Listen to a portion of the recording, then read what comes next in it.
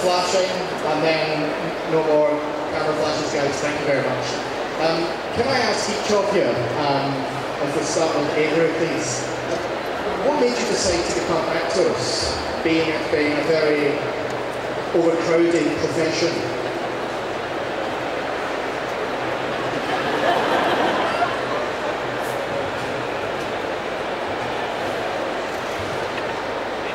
I ask that question every day.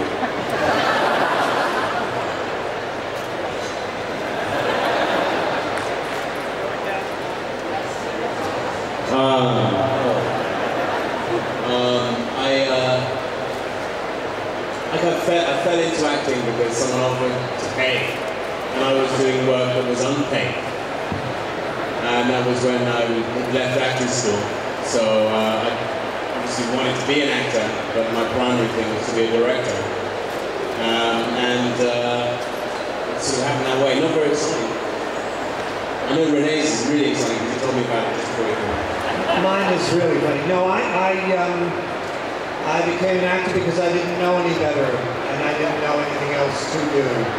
And I grew up in a world where people were expected to go into a profession where they wouldn't be able to make a living, and so I followed that route, and here I am. I was always a freak. Girls.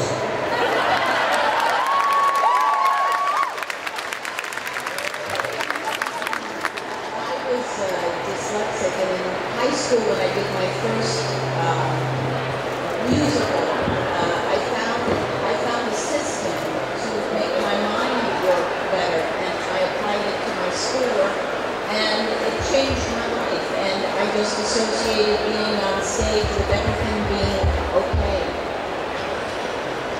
I guess it was I saw my first movie, and I thought, I will do anything to get out of Wisconsin. I lived in Milwaukee, Wisconsin. And I thought, I want to do that. And I want to be all of that. And so I did that. I wanted to work with Avery Brooks.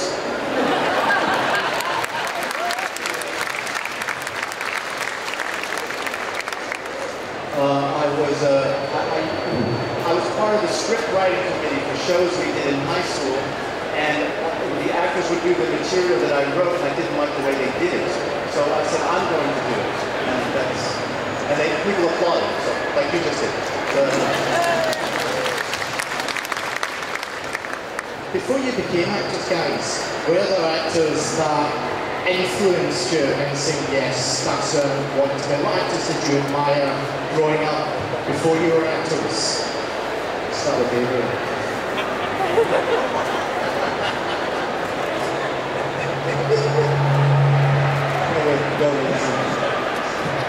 Other actors? No, really, it was just had to do with the writing. It was just nobody was acting the writing I was doing the way I thought it should be done. So I didn't admire anybody else. I just wanted to get the writing out there. Yeah, that's enough. I admire Avery Brooks. I admire Ingrid Bergman. I can't think of anyone who inspired me, other than the old-time actors like Sid Charisse and Fred Astaire, and the ones who did it all. Is that mine? Horribly making that? And that inspired me. I have two. One is an old Conan, Jim Cagney. That was very influential. And then a wonderful theater actor named Phil Bosco, who perhaps you do remember. I like Salome. It was all those early movies, and I thought those people were, I literally did think that those people were giants who lived in another world. And I was crazy about those movies, but I never expected that I was going to join them. But I always kept on going back to these movies. So they're all those old actors, you know? For me, I guess Toshiro Mifune would be the actor that that sort of exemplified what I love about acting, which is not so much worrying about being real, but being true. I didn't have an actor who I really looked up to before I started acting. I liked a writer called George Stein.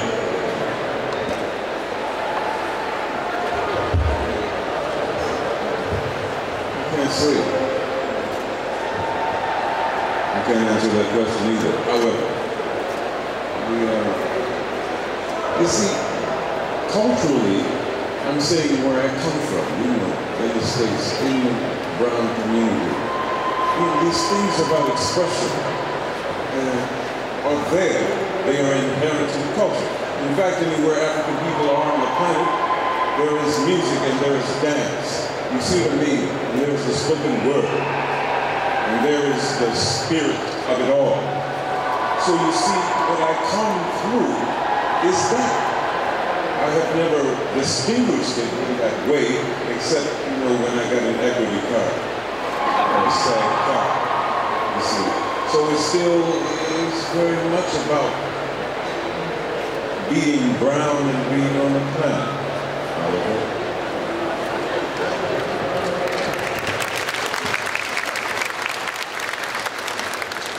While you're on a roll, Avery, do you prefer acting or directing? Because I know that you direct as well. There's really no preference. I mean, the wonderful thing, especially, we must talk about this. When I had a chance to direct in this series, it was mostly a joy because I already knew, and the people knew I knew what they were doing. You see what I mean? So it was as much about trust, especially these people. I ain't gonna tell them anything, mostly, unless we're gonna shoot it. That's all I mostly used to say. Okay, guys, it's your turn now.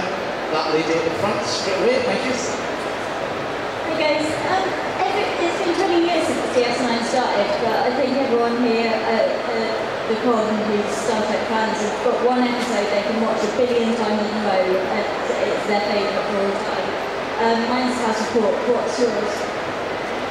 Thank you.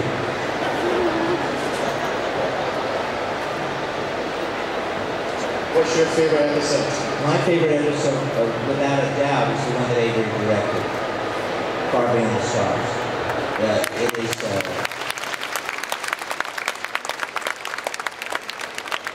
is not only incredibly good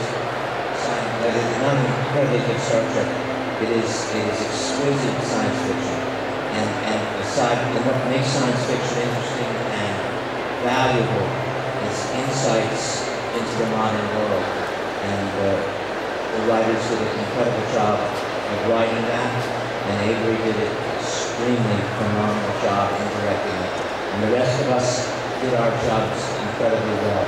That piece of work is what I think is the best of our show. Another question, please.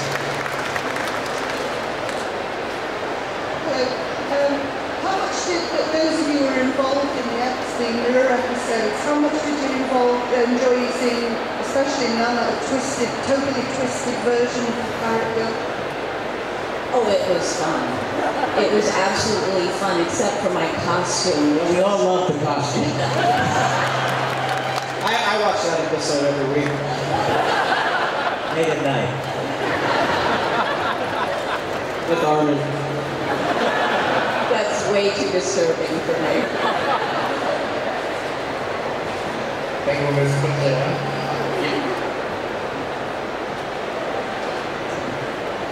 Hi, I'm Tom. I'd like to walk into London.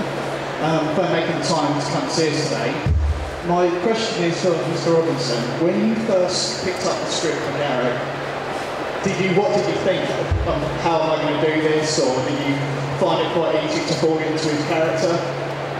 I had no idea. I had no idea. I mean, Cardassian could have been a hot dog. I had no idea what that was. So, yeah, but it was, I didn't know what I was doing until they actually put the makeup on and I had the costume and I looked into the mirror and there was the character. That's really the first moment when it made sense to me. But other than that, I have no idea. Hello. My question is about the Cisco baseball. I think it's one of the most iconic props in Star Trek. I'm just wondering where it is now and what happened to it.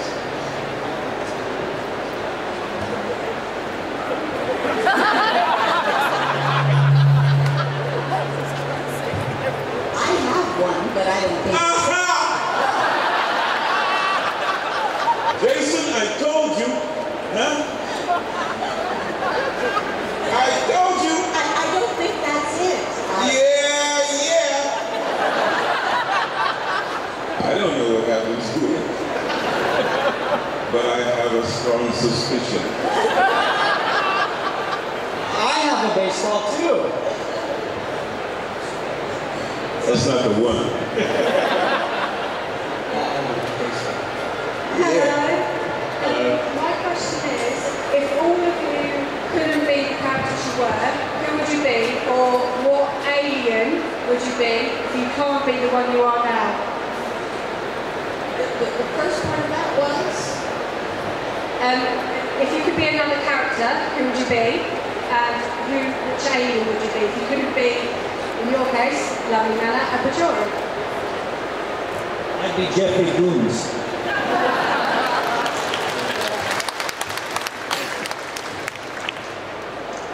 I always wanted to be that there was a character, it never spoke, but it had a big lizard. What? No, it was a big lizard head, a big lizard tail on their head. I always wanted to do that. No, from ours, the background character. Yes, yeah. I'd be Morn. And I wish you had been.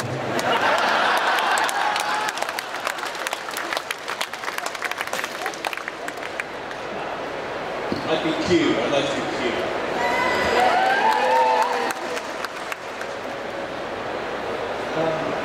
I wouldn't want to change. I'm very happy with my character, and I wouldn't want to change. I certainly wouldn't want to be a human, that's for sure. I want to wear the dress and I want to wear this. We're ready for the next question then.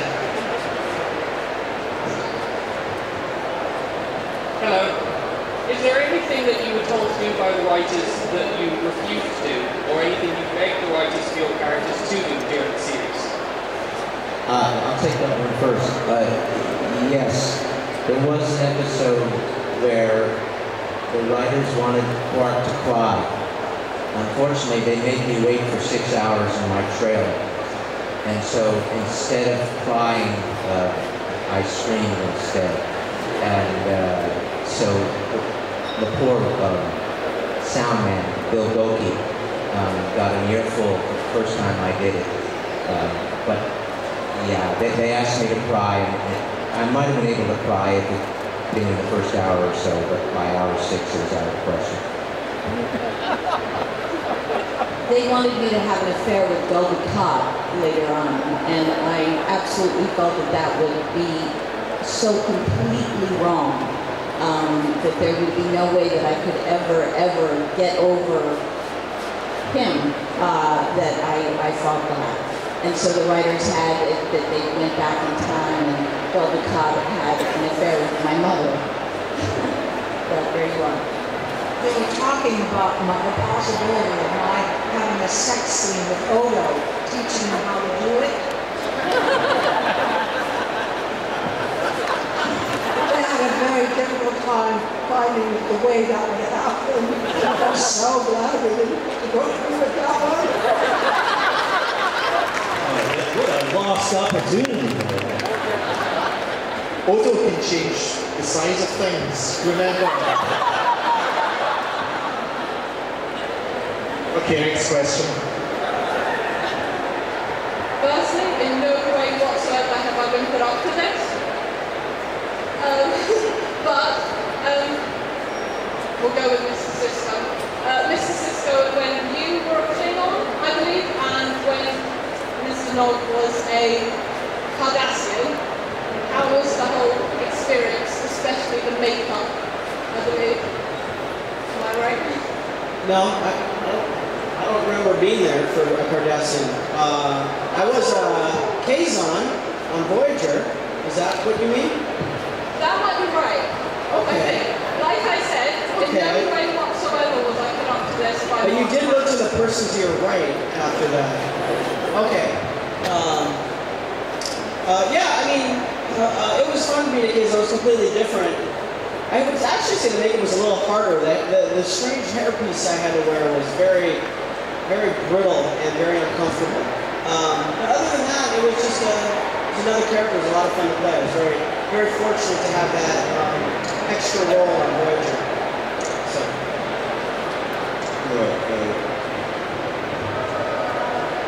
I didn't want to do it in the first place.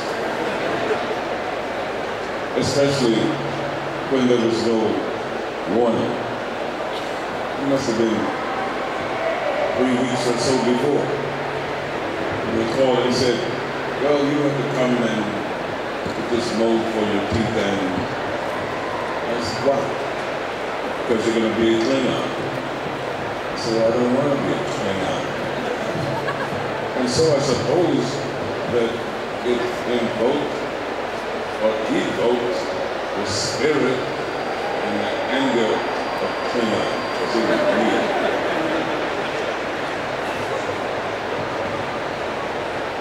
Hello guys, I'd just like to say first of all, thank you, so much for creating and embodying the characters that I grew up with and kind of in part shaped my childhood. But from your point of view, I just wanted to find out, was there a defining moment for your characters that you felt really showed who they were?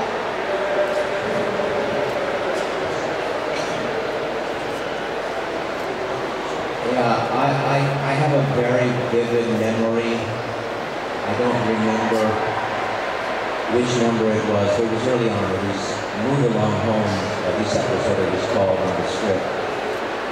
And I remember being in ops, which Quark rarely ever got to.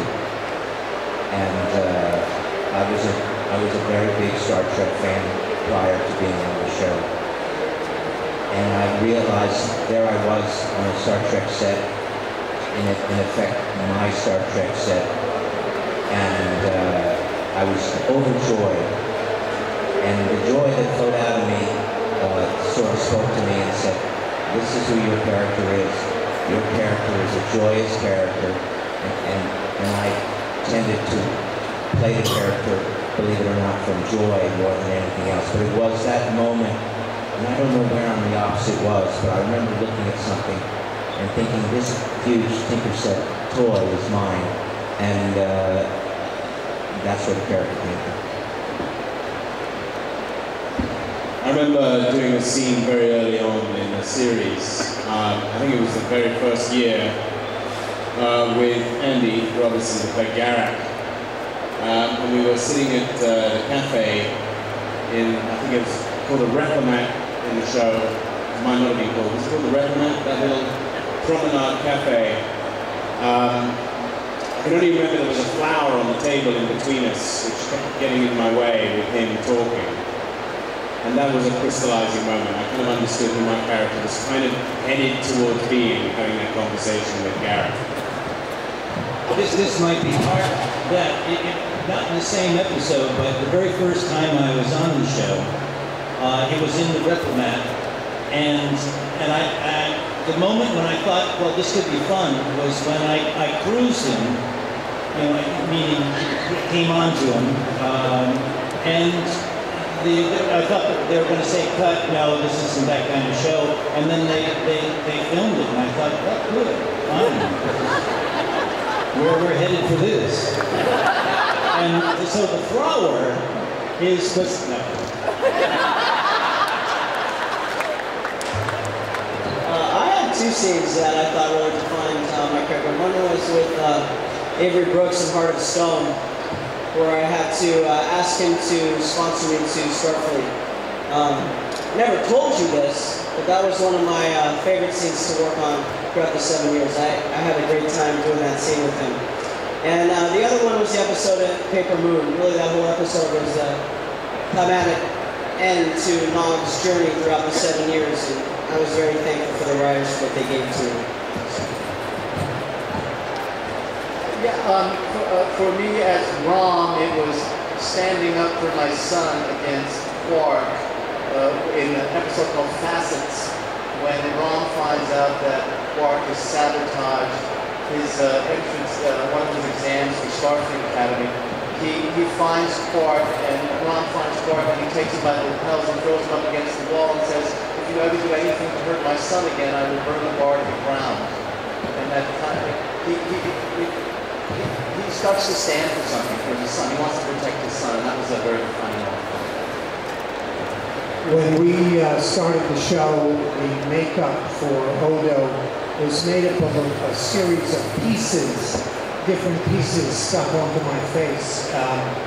And it was very problematic in terms of it kept breaking down, and it was very hard for them to have the effect which they wanted, which was like the sense that the face, the features were almost like sand washed, as if it had been rolled in the ocean on the beach. And at one point I said to Michael Westmore, "Can't we just make it into a mask?" And he said, "Oh no, never use that word mask." Rick Berman is just adamantly against masks because he thinks that, you know, you can't express emotion. And I had taught mask work at Juilliard, and I had studied mask work before then, and I knew that counter to what you might instinctively believe, masks actually express emotion. And so when we finally sort of made it not a mask, but at least one piece, that for me was at least a liberation from worrying about whether I was going to constantly be having someone stick their fingers on my face trying to stick pieces back on, and I was able actually to start expressing the complexity of the character. For me, early on, I used to get my makeup done, and then it would be sometimes 5 hours before, you know, I would work, and the AD would let me go, offset, and then sometimes I'd get in my car, and there was a little shopping street called Larchmont, and I'd go in and out of shops and get a coffee and whatever with my makeup on. And I would get extremely strange looks, and at first it was okay. And then after a while, even on the Paramount lot, they didn't know the drawing, they didn't know what I was, and they would look at me funny. And I started to get an attitude about it. It's like, yeah, what? And I realized that that's how Kira felt when Cardassians looked at her. It's like, yeah, my nose is wrinkled, what about it? So that informed me very much.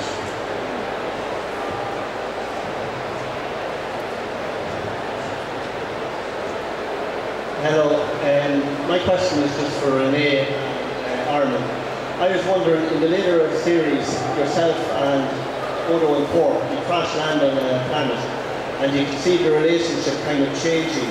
And I was wondering, towards the end of the series, how would you classify your relationship together? Would it still be adversarial, or were you friends towards the end of the show? What? You tell me.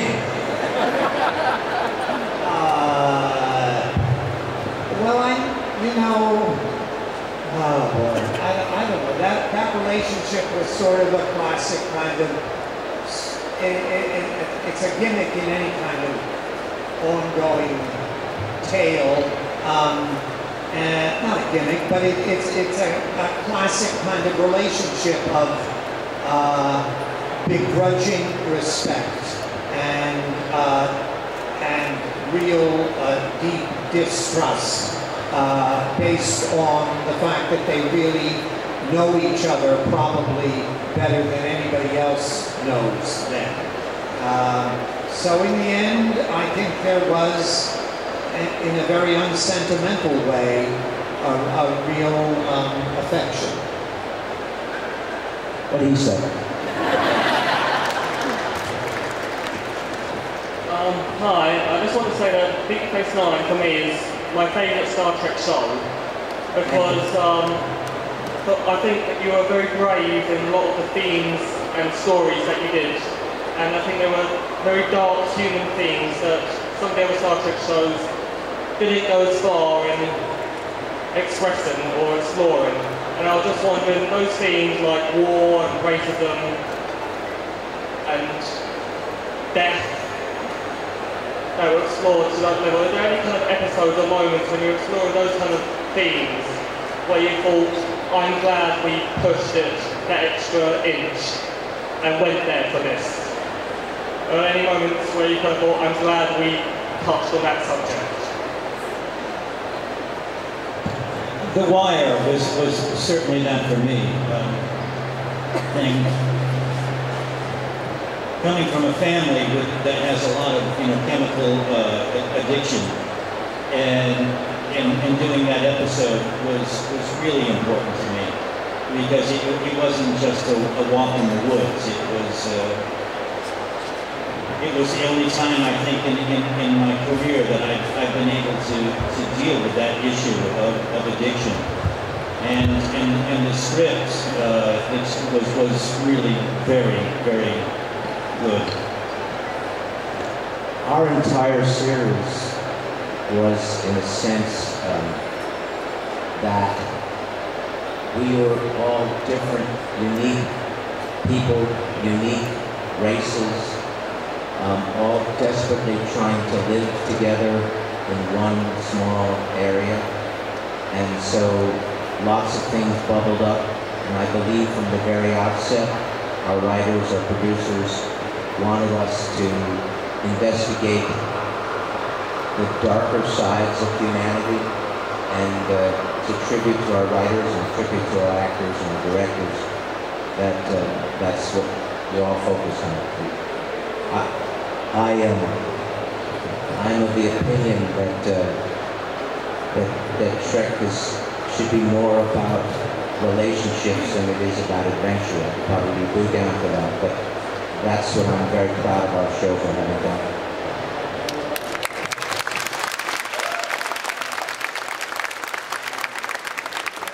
I think this is probably not a bad time to make a small tribute to two of our executive producers. One of them was called Michael Piller, the late Michael Piller, who was really the writer's guiding light for the show. And the other was Rick Berman, who is the producer's producer. Rick Berman, I'd like to talk about for a second, because he was the Hollywood face of the show. He was the liaison between Paramount and us, and he was really the sort of demonic side of it. He was the one that no one really always caught the short straw in terms of attitude and who he was and what he looked for.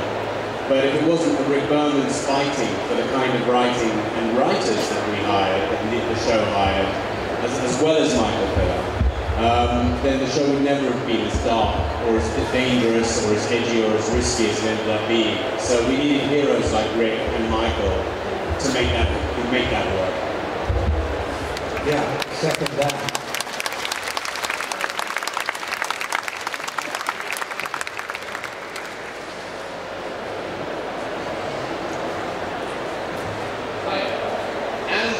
Ensemble of cars rather than just a very dedicated one team like TNG and Voyager. How was the feeling between the main cast members to have so many characters like Ron and Nam get episodes dedicated, so much time dedicated to them because you had such a huge catalogue of characters that had never been seen in Star Trek before, that took up so much more screen time that other actors may have felt resentment towards? Well, since you mentioned and Ram, I'll go first. This butts right up to what I said before. It's about relationships. With all due respect to the people on the stage, I probably had larger relationships with some of the supporting actors than I did with some of the leading actors, the series regulars.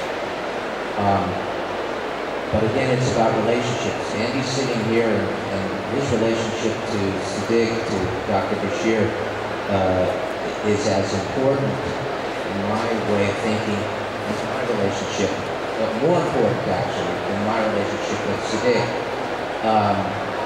It was about relationships, and it was the 8 of us, got billing at the top of the show. But you watch those shows for Andy, for Max, for Aaron, for the other people as well, because they're phenomenal actors, and they created incredible characters. And our show is rich, it's a rich tapestry because of them. We are not Deep Space Nine without them. We are an ensemble. We are not heroes, we are an ensemble.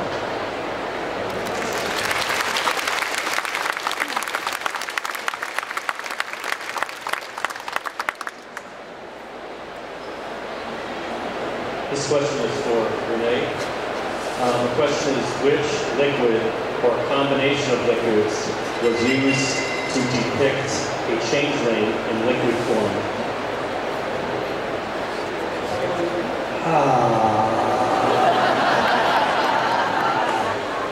It was, nice answer. It was, it was a combination of various liquids that may have been bodily liquids and gelatin oh, I know for a fact, one of the things was something that they use in milkshakes at McDonald's.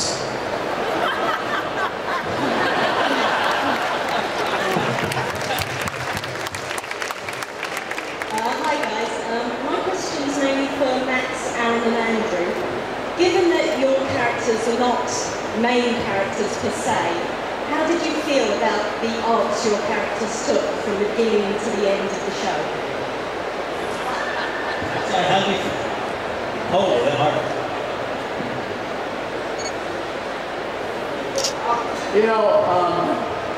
Sometimes Armin and I would get done at the same time because we'd have a final scene of the day. And I'd say to him, during the first season, I'd say, I wonder if I'll be back next year. And he put his arm around me and he said, you're going to be back next year. This happened first season, second season, third season, fourth season. In the fifth season, I said, Armin, I think I'm going to be back next year. Yeah, I was very, very happy with what they gave me. I had a 4-episode contract, so every script I got was me going, oh my God, I'm working. And every time I worked, I thought that might be my last episode. And in a way, it forced me to make sure I didn't get lazy, because I always thought if I didn't do well enough, Rick Berman would have a script that had me flying out the airlock, and I was gone forever. And I never knew where exactly the character was going to go. Honestly, I didn't know how far it would go. And at the beginning, when it was kind of like the Huckleberry Finn to Jake's Tom Sawyer, it was a lot of fun. And then when I got the script telling me I was going to Starfleet, I freaked out. I thought I was getting kicked off the show. And as you heard earlier, when you hear from Rick, you get a little nervous. It's like getting a call from the principal. And I got a call in from Rick, and he called me to the office, and I go, oh, this is it. He's going to say thanks, but don't let the door hit you on the way out. And he brought me in the office, and he said, I heard you were worried that you were off the show, that this was it. And he said, sit down. And he says, if anything, this will give you more work. All right? I'll get back to work. Kicked me out of the office. And he was right. And Armin actually followed up with that by saying, I'm now part of the solution. Oh my God, I made it to the end. Amen. So that was my take on it. Yeah, I knew I was okay because somebody had to prop up Sid.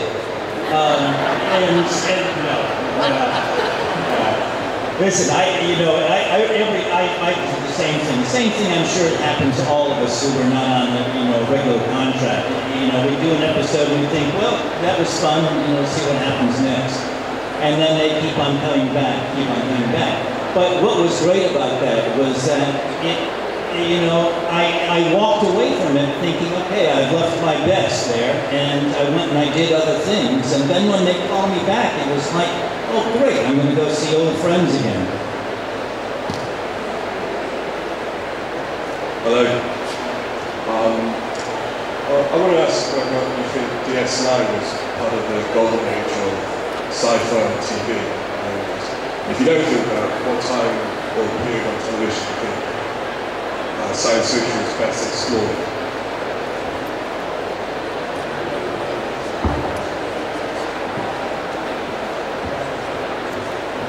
I think it's arguable. I mean, it's always cyclical, all that's the golden age of anything. But there's shows like Battlestar Galactica, which was written by one of the Star Trek alumni, Ron Moore, which arguably is one of the great sci-fi shows of all time. So I don't really know whether there was a golden age of sci-fi, or whether we've reached it, or whether it is yet to come. Hi there. Me and many of my friends really love the character that Alexander Siddig plays. We regularly throw around the phrase, what would Bashir do? And I was just wondering whether you in real life ever ask yourself the question, what would Bashir do? I think we all do. I ask that every day. I put on my mirror at home before I leave the house. What would Bashir do? Yeah. Thank you, by the way. Good afternoon. Thank you for being here. I wanted to ask, is there any role or part you would like to take in this, say, solely from another actor? Could you repeat that? Didn't hear that. Is there any role or part that you would have liked to take in from another actor? Yes, I wanted to be the captain on Voyager. I did. Audition. I'll make it work somehow. I'll go back and forth. And he said, you've already got a job. Stop.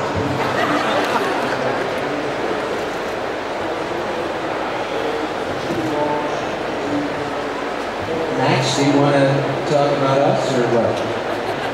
No.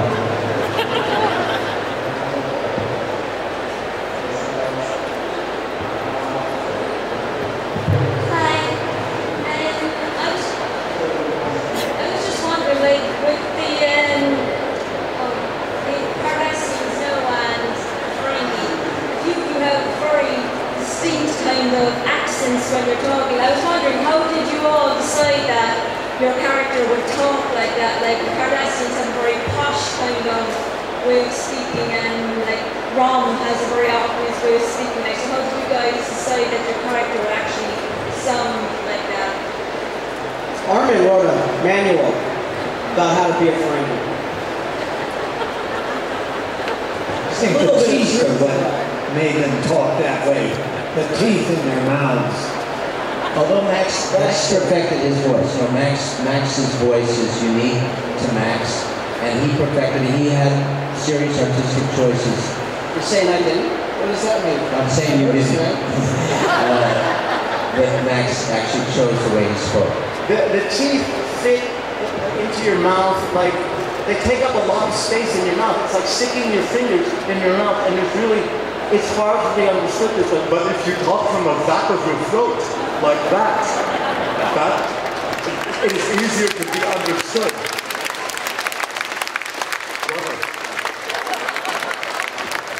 You can try it at home. Well, Cardassian, was my original language, so I had to speak English. So when you say English is your second language, you tend to enunciate. It's not so much that it's a posh accent.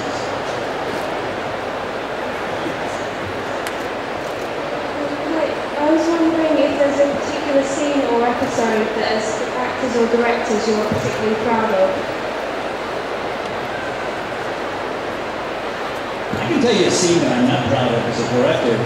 When I directed my first episode, thanks to Rick Berman, who was very kind, and Ira Bear, they gave me this thing, this kind of love story between Worf and Dax.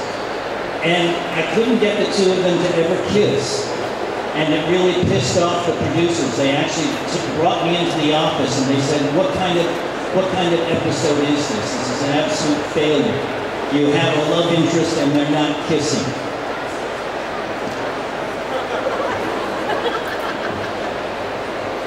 I have a favorite moment with Avery. It is one of my regrets, as I mentioned earlier, that I didn't get to work with Avery more often. And I wish there had been more scenes with him. But I did have one in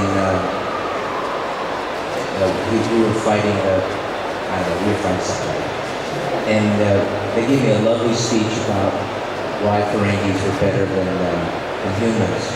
And that to me was a particularly wonderful piece of writing, and I was happy to perform it, and I was happy actually to do it with Avery. But like Andy, I have an entire episode which I loathe, hate, and detest, and it's Profit and Lace. It's not that I played a woman. I've done that before on stage. That's not a problem. It's the fact that Quark didn't learn anything from the experience. That's just bad writing.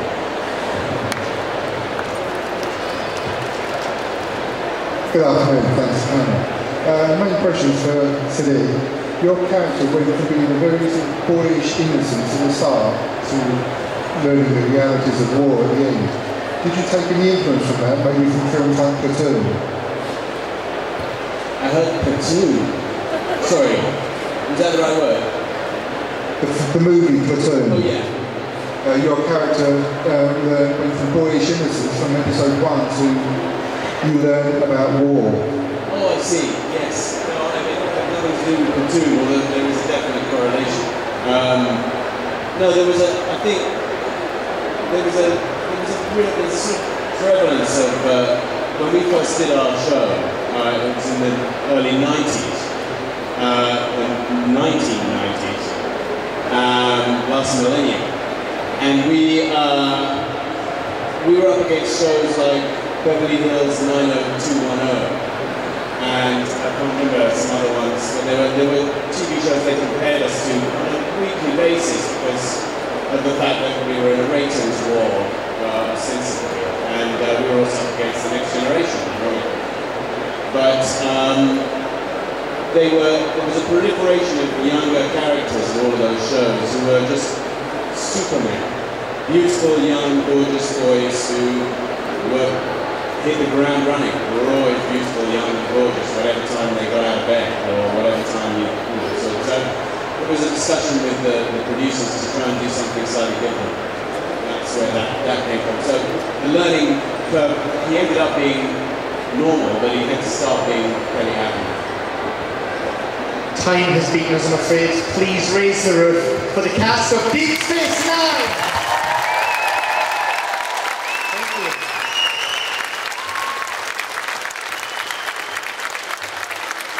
Could you all please stay in your seats, let the guests out, and then we can depart. You've been wonderful. Thank you for making it a great weekend, guys. Thank you.